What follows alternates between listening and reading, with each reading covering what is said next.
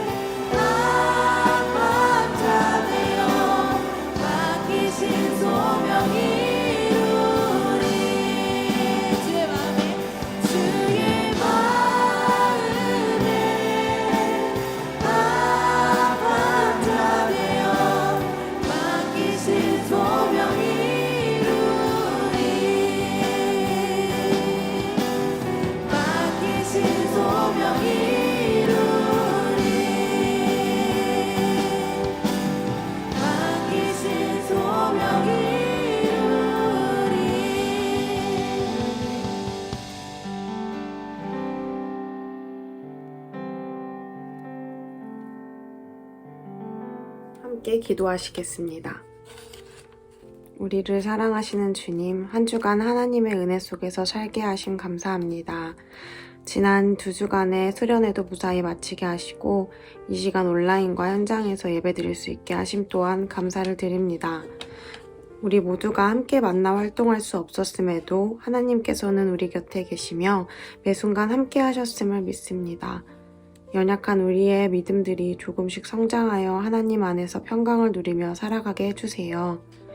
각자의 삶의 문제들을 우리의 힘으로 해결하려 하지 않게 하시고 하나님께 기도로 뜻을 구하는 고등부 친구들과 선생님들 되게 도와주세요. 청기훈 목사님께 능력과 지혜를 허락하셔서 오늘도 하나님의 귀한 말씀을 전해주시기 원합니다. 듣는 모두가 나의 말씀으로 여기며 또 살아갈 한 주간의 말씀으로 붙잡을 수 있게 해주세요. 고등부 안에 몸과 마음이 아픈 이들에게 치유의 은혜를 부어주셔서 속히 회복하게 하시고 함께 기쁨으로 예배드리고 삶을 살아가게 해주실 것을 믿습니다. 예배의 시작과 끝을 주님께 맡겨드리며 홀로 영광 받으실 예수님의 이름으로 기도합니다. 아멘.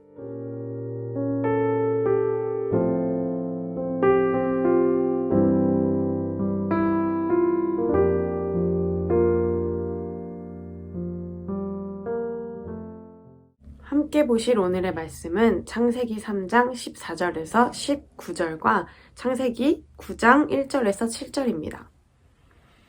여호와 하나님이 뱀에게 이르시되 내가 이렇게 하였으니 내가 모든 가축과 들의 모든 짐승보다 더욱 저주를 받아 배로 다니고 살아있는 동안 흙을 먹을지니라. 내가 너로 여자와 원수가 되게 하고 내 후손도 여자의 후손과 원수가 되게 하리니 여자의 후손은 내 머리를 상하게 할 것이요 너는 그의 발꿈치를 상하게 할 것이니라 하시고 또 여자에게 이르시되 내가 내게 임신하는 고통을 크게 더하리니 내가 수고하고 자식을 낳을 것이며 너는 남편을 원하고 남편은 너를 다스릴 것이니라 하시고 아담에게 이르시되 내가 내 아내의 말을 듣고 내가 내게 먹지 말라 한 나무의 열매를 먹었은즉 땅은 너로 말미암아 저주를 받고 너는 내 평생에 수고하여야 그 소산을 먹으리라. 땅이 내게 가시덤불과 엉겅퀴를 낼 것이라. 내가 먹을 것은 밭의 채소인즉 네가 흙으로 돌아갈 때까지 얼굴에 땀을 흘려야 먹을 것을 먹으리니 내가 그것에서 취함을 얻었음이라. 너는 흙이니 흙으로 돌아갈 것이니라 하시니라. 아멘. 2021년도 벌써 한 달이 다 되어 가네요. 지난 한 주간 하나님이 선물해 주신 기준을 따라 말씀을 따라 또 기쁨을 따라 살아갔습니까? 우리 주님이 말씀하시면 내가 가고 설 수 있는 그런 믿음을 유지하는 저와 우리 학생들이 다 되시길 바랍니다. 우리가 무언가를 지칭할 때에 비슷한 것 같지만 다른 표현으로 부르는 경우가 있어요. 예를 들면 상과 선물이라는 단어예요. 분명 같은 물건일 수 있지만 주어진 상황에 따라 상이라 부를 때도 있고 선물이라 부를 때도 있어요. 여러분, 상과 선물은 어떻게 구분이 될까요? 상은 우리가 무언가를 받을 만한 잘한 일이 있을 때에 주어지는 거예요. 반면에 선물은 받을 자격이 없어도 꼭 무엇을 잘해야만 받는 것이 아닌 주는 사람의 배려로 인해 얻어지는 것을 의미해요. 그렇다면 상을 받을 때와 선물을 받을 때의 차이는 무엇일까요? 가장 큰 차이는 받은 사람의 반응일 거예요. 상을 받은 사람은 이렇게 생각할 겁니다. 내가 상을 받을 만한 자격이 있으니까 당연히 받은 거야. 내가 가진 능력이 탁월하니까 상을 받은 거지. 자신의 노력으로 얻어진 상이기에 당연히 자신의 능력을 자랑하겠지요. 그러나 선물을 받은 사람은 어떨까요? 자신이 뭔가를 잘해서 받은 것이 아니라는 것을 알겠죠. 노력해서 얻은 게 아닌 거저 얻어진 것임을 알기 때문에 선물을 준 사람에게 고마움을 표현하고 또 상대방을 자랑하게 되어 있어요. 아무런 조건이 없이 받았기에 선물을 주신 분을 기억하고 자랑하게 되는 거죠.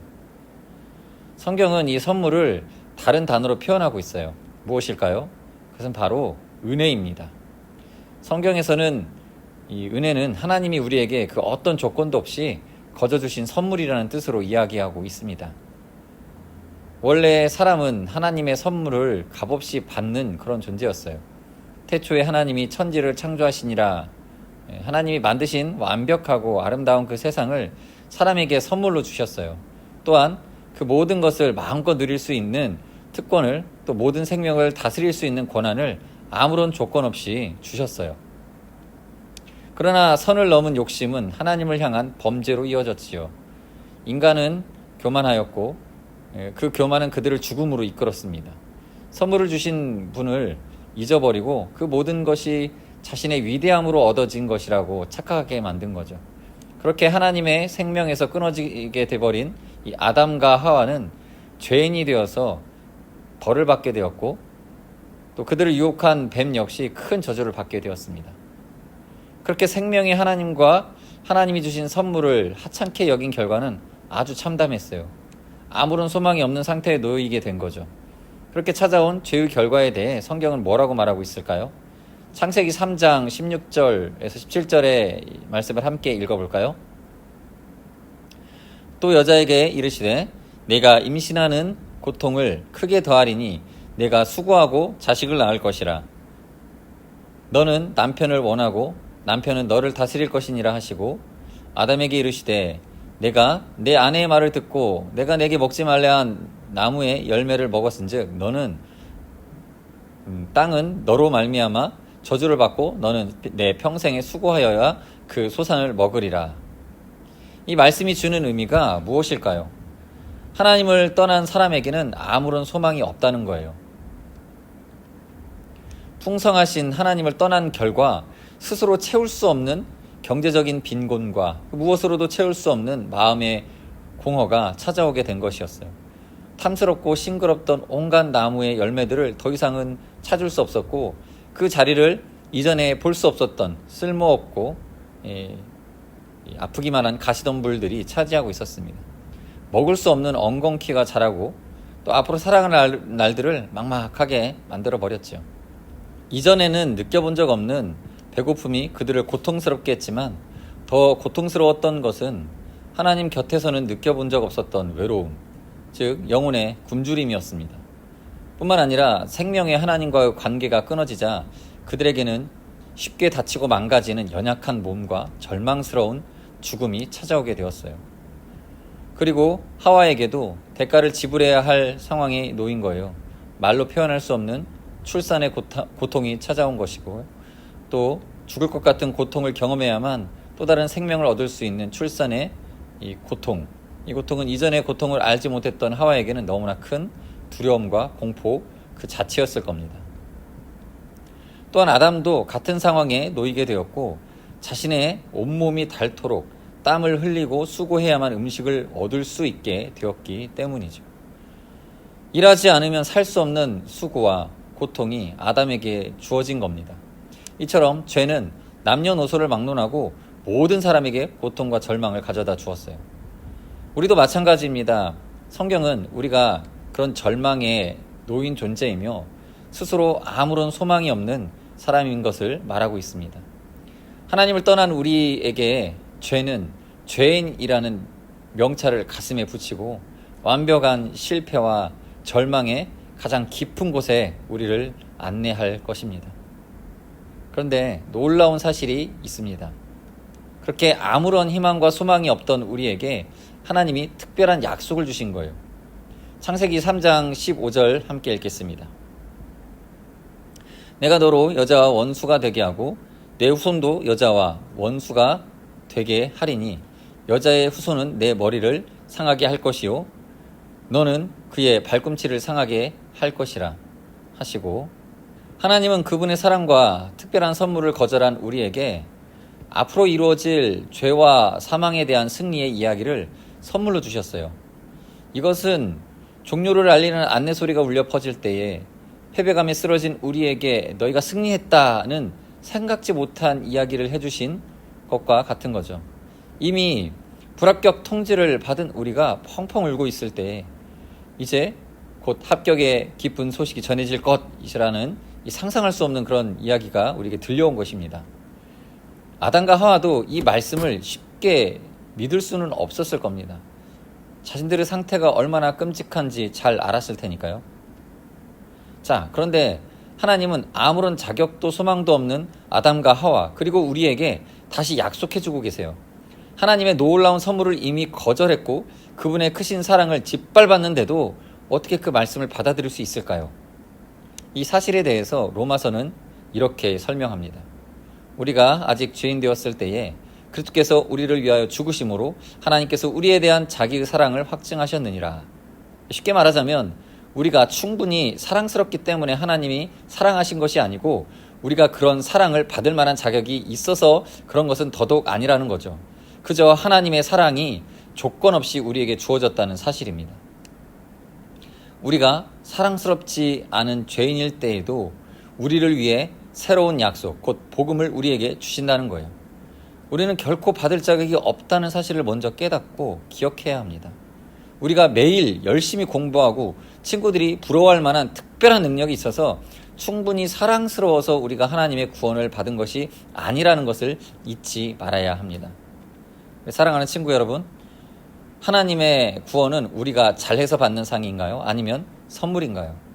우리가 오늘 누리는 구원의 기쁨과 감사는 상이 아닙니다. 구원은 아무런 자격 없는 우리에게 주어진 아무런 조건 없이 주신 하나님의 선물인 것이죠. 그렇기 때문에 우리는 구원의 선물을 주신 하나님을 기억하고 하나님만을 자랑하는 삶을 살아야 합니다. 여러분은 친구들에게 무엇을 자랑하고 있나요? 아니면 여러분이 자랑하고 싶은 것은 무엇인가요? 어떤 친구들은 남들이 인정할 만한 높은 성적을, 또 아무도 범접할 수 없는 멋진 외모, 모두가 부러워할 만한 뛰어난 재능을 자기가 가진 많은 것을 자랑하고 싶을 겁니다. 각자 자랑하는 것이 다르더라도 우리가 놓쳐서는 안 될 분명한 사실이 있습니다. 곧 사라질 것들을 자랑하는 삶이 아닌 영원한 가치가 있는 것을 자랑해야 한다는 거죠. 왜요? 그 선물은 그 어떤 것과도 바꿀 수 없는 것이기 때문입니다. 그래서 우리에게 놀라운 선물을 주신 분을 자랑하고 또 자랑해야 합니다. 그렇다면 말씀을 붙잡고 이번 한 주간 어떻게 살아야 할까요? 우선 여러분이 이 귀하고 기쁜 소식을 전하는 삶을 살아가길 원합니다. 우리를 향한 사랑과 배려로 구원을 선물로 주신 하나님을 내가 소중히 생각하는 친구들과 가족들에게 자랑하고 전하는 일들을 감당하길 바랍니다. 또한 우리는 하나님의 구원의 선물, 예수 그리스도의 이름을 선물로 받은 것을 기억하고 감사하는 삶을 살도록 해야겠습니다. 그것을 기억하기 위해 매일 아침 말씀을 묵상하시길 바랍니다. 또한 기도하며 우리에게 주신 구원이 어마어마한 선물임을 고백하며 감사하는 그런 하루하루가 되기를 바랍니다. 그리고 그러한 감사들을 이 하나님의 사랑과 그 놀라운 역사를 입술로 찬양하는 여러분들이 되길 원합니다. 이번 한 주간 다시 한번 죄인인 우리를 구원하시기 위해 값없이 이 땅에 독생자 예수 그리스도를 보내주신 하나님의 은혜를 기억하고 감사하며 살아가는 여러분의 삶이 되기를 소망합니다. 지금 같이 잠시 기도하시겠습니다. 우리가 예수 그리스도로 말미암아 구원받은 은혜 받은 자인 것을 하나님 늘 기억하며 살아가게 하시고, 예수님이 이 땅 가운데 오셨을 때에 정말 그가 오신 이유가 무엇인지 우리가 깊이 생각하며 나 자신이 하나님 앞에 구원받은 백성인 것을 감사하며 살아가는 삶을 살게 해달라고 잠시 기도하는 시간 갖도록 하겠습니다. 기도하시겠습니다.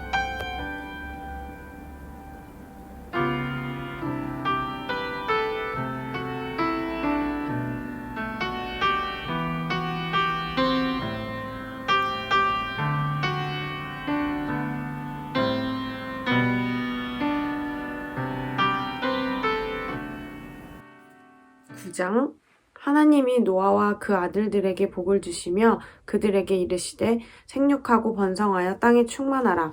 땅의 모든 짐승과 공중의 모든 새와 땅에 기는 모든 것과 바다의 모든 물고기가 너희를 두려워하며 너희를 무서워하리니 이것들은 너희의 손에 붙었음이니라. 모든 산 동물은 너희의 먹을 것이 될지라. 채소같이 내가 이것을 다 너희에게 주노라. 그러나 고기를 그 생명되는 피째 먹지 말 것이니라. 내가 반드시 너희의 피 곧 너희의 생명의 피를 찾으리니 짐승이면 그 짐승에게서, 사람이나 사람의 형제면 그에게서 그의 생명을 찾으리라. 다른 사람의 피를 흘리면 그 사람의 피도 흘릴 것이니 이는 하나님이 자기 형상대로 사람을 지으셨음이니라. 너희는 생육하고 번성하며 땅에 가득하여 그 중에서 번성하라 하셨더라. 아멘. 앞서서 우리를 구원하시기 위해 이 땅에 독생자 예수 그리스도를 보내주신 하나님의 은혜를 기억하고 감사하며 살아갈 것을 배웠습니다. 우리 학생 여러분, 날마다 그 감격 속에 반응하며 살아가는 여러분들이 되시길 바랍니다. 여러분, 컴퓨터를 하다 보면 여러 가지 이유로 인해서 다시 시작을 해야 하는 경우가 생기곤 합니다. 급하고 아주 중요한 일을 하던 중에 갑자기 컴퓨터 화면이 정지되고 다시 시작해야 하는 상황이 되는 거죠. 이 다시 시작이라는 작업이 생각보다 오래 걸리면 화가 나기도 하는 그런 우리 자신을 발견한 적이 한 번쯤은 있을 것 같습니다. 여러분 중에 그런 경험해 본 적이 있으실 거예요. 그런데 생각해 보면 컴퓨터에서 이 다시 시작은 꼭 필요한 겁니다. 시스템이 꼬여가지고 이것을 다시 안정화시키기 위해서는 꼭 재시작을 해야 됩니다. 새로운 프로그램을 설치하고 또 실행하기 위해서는 재부팅을 해야 할 일들이 있습니다. 만약 이런 경우는 어떨까요? 게임을 하고 있는데 어떤 미션을 성공하기 위해 오랜 시간을 들여 정말 열심히 해서 이제 퀘스트를 완료하기 직전에 다 도착했습니다. 그런데 딱 한 번밖에 할 수 없는 그 기회인데 내 캐릭터의 이 수명이 거의 남지 않은 거예요. 다시는 게임을 하지 못한다고 생각하면 얼마나 안타까울까요? 그래서 게임에도 다시 시작의 기능이 있습니다. 우리는 살면서 무언가를 다시 시작하는 경험을 반드시 하게 돼요. 방금 말했던 이 컴퓨터나 게임처럼 사소한 일뿐만 아니라 인생의 큰 전환점 앞에서 다행히 다시 시작할 기회를 얻기도 합니다. 2013년에 비긴 어게인이라는 영화가 개봉했어요. 음악 영화임에도 불구하고 상당히 큰 흥행을 했던 작품이에요. 여러분이 한 번쯤은 봤을 어벤져스 시리즈의 헐크 역을 맡았던 마크 러팔로라는 배우가 이 주인공을 했습니다. 비긴 어게인에서 음악 프로듀서로 이제 등장을 하게 되는데 이 한때는 천재라는 소리를 들으며 승승장구했지만 몇 년간 계속된 실패로 깊은 슬럼프에 빠진 상태였어요. 또 여자 주인공으로는 이 로맨스 영화의 대표적인 작품이 유명한 게 러브 액츄얼리죠. 그 중에서 유명한 이 스케치북 고백 장면에 등장했던 키이라 나이틀리라고 하는 배우인데 이 비긴 어게인에서는 시련의 아픔 가운데 빠진 싱어송라이터로 나옵니다. 이 두 주인공은 우연한 기회에 서로 만나게 됩니다. 이 두 사람은 서로가 좋아하고 또 잘하는 그 음악 작업을 하면서 다시 시작할 수 있는 어떤 기회를 얻게 됩니다. 새로운 노래도 만들고 멋진 음반도 제작을 합니다. 물론 이 두 사람이 엄청난 성공을 거두거나 또 서로를 사랑하고 결혼을 하게 된다는 내용은 나오질 않습니다. 그러나 이 영화를 보면서 이 느끼게 되는 감동은 이 다시 시작할 수 있다는 그 놀라움과 기쁨이죠. 그것은 나의 노력과 능력을 넘어서서 마치 선물처럼 우리에게 찾아오는 기회라는 사실이에요. 앞에서 여러 가지 예를 들었는데 이러한 이야기들과는 비교조차 되지 않을 만큼 위대한 시작의 기회를 우리에게 주시는 분이 계십니다. 아무리 실수를 했어도 심지어 큰 죄를 범했어도 다시 시작할 수 있도록 해주시는 분이 바로 우리의 하나님이십니다. 하나님이 이 세상을 만드시고 사람을 지으셨어요. 그리고 아담과 하와에게 이렇게 말씀하셨습니다. 하나님이 그들에게 복을 주시며 하나님이 그들에게 이르시되 생육하고 번성하며 땅에 충만하라. 땅을 정복하라. 바다의 물고기와 하늘의 새와 땅에 움직이는 모든 생물을 다스리라 하시니라. 하나님이 말씀하신 정복하고 다스리라는 명령은 이 세상을 마음대로 우리가 하고 싶은 대로 아무렇게나 하라는 뜻이 아니었어요. 하나님이 그 일을 맡기셨다는 것을 기억하며 하나님이 이 땅을 창조하시고 다스리시는 질서에 맞게 잘 관리하라는 그런 명령이었던 겁니다. 그런데 그 약속과 명령이 잘 지켜졌나요? 아니죠. 선악을 알게 하는 나무의 열매를 먹지 말라고 그렇게 말씀하셨는데도 불순종했습니다. 이 세상에 죄가 시작된 겁니다. 아담과 하와로부터 시작된 죄와 악한 행동들은 그들만의 문제가 아니었죠. 그 이후로도 수많은 불순종이 이어졌어요. 결국 어떤 일들이 벌어지게 되었습니까? 창세기 6장 5절 말씀에 보면 여호와께서 사람의 죄악이 세상에 가득함과 그의 마음으로 생각하는 모든 계획이 항상 악한 분임을 보시고. 여러분, 이 세상에 죄악이 가득하게 된 거예요. 사람들의 생각과 계획은 항상 악했습니다. 얼마나 상황이 심각한 지경이었냐면 하나님이 이렇게 말씀하실 정도였죠. 창세기 6장 7절에 이르시되 내가 창조한 사람을 내가 지면에서 쓸어버리되 사람으로부터 가축과 기는 것과 공중의 새까지 그리하리니 이는 내가 그것을 지었음을 한탄함이니라 하시니라. 하나님은 물론 모든 것을 다 아는 분이세요. 실수나 후회가 없으신 분이세요. 그런데 하나님이 한탄한다라는 표현을 쓰실 정도로 세상은 심각한 상황에 이르렀다는 겁니다. 그래서 결국 이 땅을 이렇게 하기로 하셨습니다. 쓸어버리자. 하나님이 노아에게 이르시되 모든 혈육 있는 자의 포악함이 땅에 가득함으로 그 끝날이 내 앞에 이르렀으니 내가 그들을 땅과 함께 멸하리라. 죄악을 범한 사람들을 창조하신 땅과 함께 멸하신다는 것입니다. 하나님이 너무하신 것 같다고 생각 드시나요? 그렇게까지 하셔야만 하는 걸까 하는 의문이 드십니까? 그런데 우리가 기억해야 할 것은 바로 이겁니다. 세상의 주인이 바로 하나님이라는 사실입니다. 하나님은 이 세상의 주인이시고 모든 것을 실제로 다스리시는 분이세요. 그렇기 때문에 하나님은 이 세상에 대한 충분한 권리를 가지고 계십니다. 또한 그렇게 하실 수 있는 능력도 소유하고 계십니다. 하나님은 이 세상을 완전히 소멸시킬 권한과 힘도 가지고 계세요. 그런데 지금 상황이 어때요? 포악함이 땅에 가득해요. 그러니까 내가 그들을 땅과 함께 멸하리라는 말씀대로 그렇게 행하셔도 전혀 이상할 것이 없는 겁니다. 어쩌면 마땅히 그렇게 하셔야 될 수도 있고요.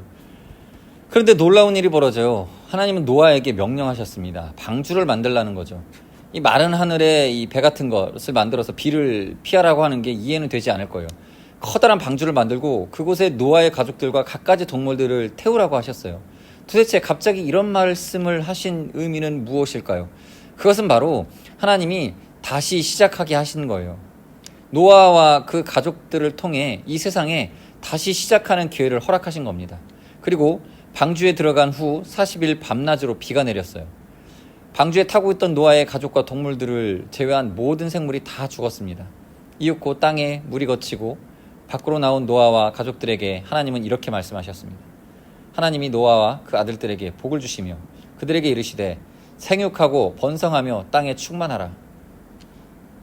어떤 말씀과 비슷하지 않나요? 바로 하나님이 아담과 하와에게 주신 복과 유사하다는 것을 알 수 있습니다. 하나님은 노아를 통하여 이 세상에 다시 하나님 앞에 돌아오길 원하셨습니다. 그래서 다시 시작하는 기회를 주셨던 거예요. 노아에게 허락된 다시 시작하는 기회는 그야말로 선물과 같은 겁니다. 노아가 당대의 의인이라는 칭찬을 받는 사람이기는 했어도 하나님이 그를 택하시고 기회를 주신 것은 전적인 하나님의 은혜인 겁니다. 그러나 노아는 여호와께 은혜를 얻었더라. 분명히 성경은 노아가 하나님께 은혜를 입었다고 이야기하고 있습니다. 하나님이 다시 시작하는 은혜를 주셨기 때문에 노아와 가족들 그리고 수많은 동물 또 이 세상이 하나님 앞에 다시 새롭게 시작할 수 있게 되어진 것입니다. 그리고 이 일에 노아는 단지 하나님의 명하신 말씀에 순종하기만 했을 뿐입니다. 사랑하는 고등부학생 여러분, 이 세상을 살다 보면 실수할 때가 있고 실패할 때도 있잖아요. 또 우리의 믿음이 연약해질 때가 있고 신앙도 흔들릴 때가 있습니다. 그뿐 아니라 한치 앞도 내다볼 수 없는 불안하고 연약한 그런 우리 자신들이잖아요. 그렇게 롤러코스터를 타는 것 같은 우리의 모습이지만 하나님은 절대 우리를 그냥 내버려 두지 않는다는 것을 신뢰하시기 바랍니다. 하나님은 그때마다 다시 시작할 수 있도록 은혜를 베풀어 주시고요. 또 사랑과 자비의 하나님은 우리의 손을 잡아주시고 놀라운 은혜의 기회를 준비하고 계신다는 것을 항상 기억하면 좋겠습니다. 이제 이번 한 주간 어떻게 살아내야 할까요? 여러분의 삶 속에 좌절하고 낙심 가운데 빠지게 될 때 하나님의 은혜를 소망하고 다시 일어서는 믿음의 결단이 있기를 바랄게요. 고난 속에 좌절해 본 적이 있습니까? 혹시 지금이 그런 상황인가요? 무언가로 인해 한 걸음도 움직이지 못하고 있나요? 하나님이 노아를 통해 다시 시작할 은혜를 주셨던 것을 기억하시고 반드시 우리에게도 그런 은혜를 주실 거라는 걸 믿으시기 바랍니다. 기대하고 소망하며 말씀 앞에 순종하겠다고 결단하는 친구들에게 다시 시작의 놀라운 은혜가 또 다시 일어서는 힘과 능력이 임하게 될 줄 믿습니다. 다시 시작되는 것은 나 한 사람의 인생이 아니에요. 하나님은 노아를 통해서 노아의 삶을 포함한 이 세상에 다시 시작을 열어주셨습니다. 바로 하나님 나라가 회복되고 완성되는 아름답고 놀라운 일에 노아를 사용하신 것처럼 오늘 우리도 사용하실 것을 믿으시기 바랍니다. 하나님은 여러분을 일으키셔서 다시 시작하게 하시고 그로 인하여 우리의 가정이, 우리의 교회가, 우리의 학교가, 우리 나라가 다시 시작하는 엄청난 일들을 이루실 것입니다. 그 걸음걸음에 하나님이 동행해 주시고 인도해 주시리라 믿고 신뢰하는 하나님의 자녀들이 되기를 간절히 소망하고 기대합니다. 시간 함께 잠시 기도하십시다. 하나님께서는 우리에게 큰 소망과 또 꿈과 비전을 주셨습니다. 그 하나님의 새롭게 하시는 그 능력과 은혜를 힘입어서 늘 성령 충만함 가운데에 우리에게 주신 기회들을 한껏 발휘하여 누릴 수 있는 우리의 생활이 될 수 있게 해달라고 시간 잠시 기도하는 시간 갖도록 하겠습니다. 같이 기도하시겠습니다.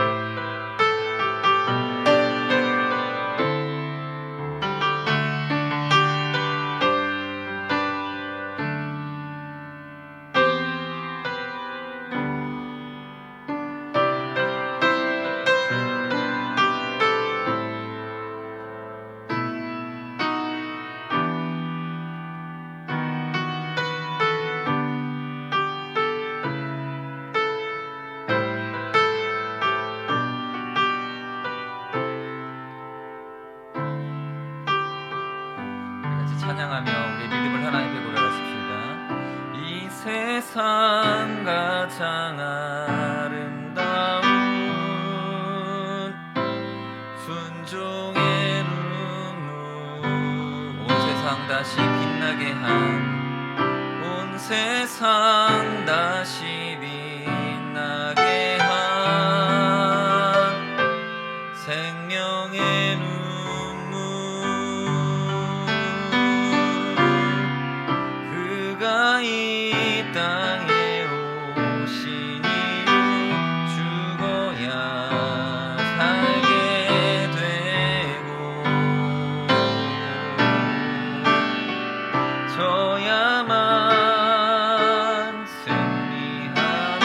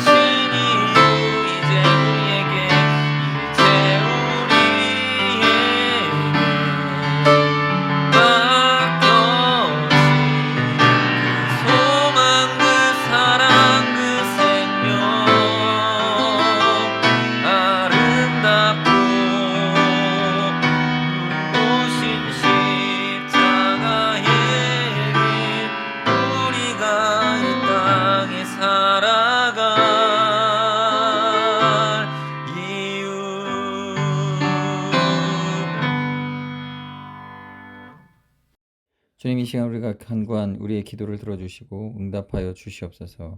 예수님 이름으로 기도드립니다. 아멘. 이제는 우리 주 예수 그리스도의 은혜와 하나님 아버지의 크신 사랑하심과 성령님의 교제교통으로 충만하심이 주 예수 그리스도를 믿어 생명을 얻고 죄에서 건짐받기를 소망하는 우리 학생들 위해 이제로부터 영원토록 함께 있을지어다. 아멘.